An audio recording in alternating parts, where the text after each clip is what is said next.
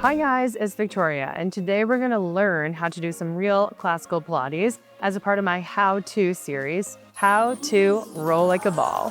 When you're ready, we're just going to lower ourselves down to the mat and see if we can break this exercise down. Hey guys, today's how-to is how to roll like a ball. So this is a tricky exercise. A lot of people in my classes love it because they think it's a break between two harder exercises. In reality, it should be just as much work as everything else. So let's break it down.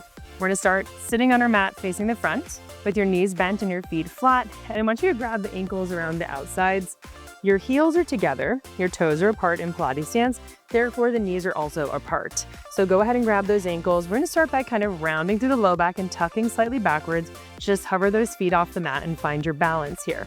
So a lot of people lift their legs and immediately fall backwards. You wanna try to stay up in place. Now can you round your head down to look down towards where those heels are connected? And just hold that position.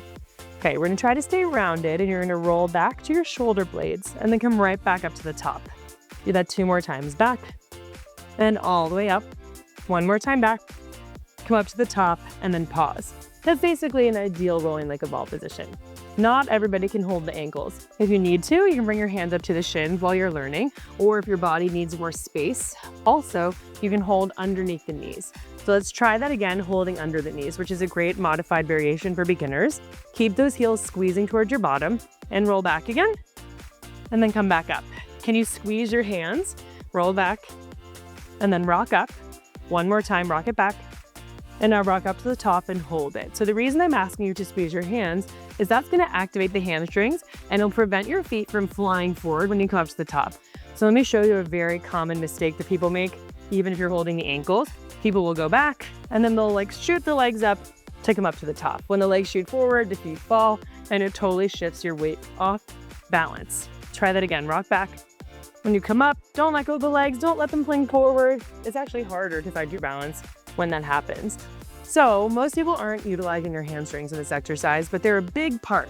So that's why when your hands are behind the knees, if you want to try this variation, you can cue your hamstrings to engage by squeezing them. So I want you to really try to squeeze your hands so they can't get out from underneath those knees, almost like they're trapped in place, and lift those feet back up. Try to keep them trapped and roll back again, and then come up again. Good, keep them trapped as you rock back, and then up. So the more you squeeze your hands, the closer the heels are gonna be to your bottom. Come up and hold it, and then go ahead and take the hands out. Now rolling like a ball is also an abdominal exercise. A lot of people think it's just momentum based, but it's not. So let's bring your elbows on top of your knees and lift those feet back up. Obviously in this variation, the feet might fly away again, but now you know how to keep them close to the bottom. So even though your hands are gone, try to squeeze anyways. Elbows connect to the knees, rock back, or try to keep the elbows there on your way up. That's ab, that's lats. Go ahead and rock back. And now come up, squeeze from under those knees. 2 more times, rock it back.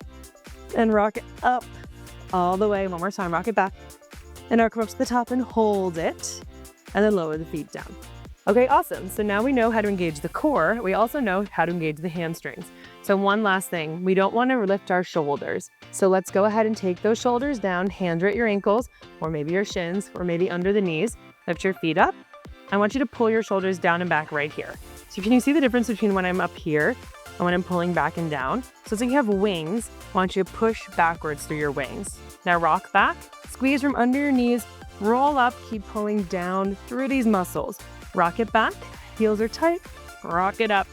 That's right, 2 more times back. Then all the way up. 1 more time back. Then all the way up and hold it and then rest.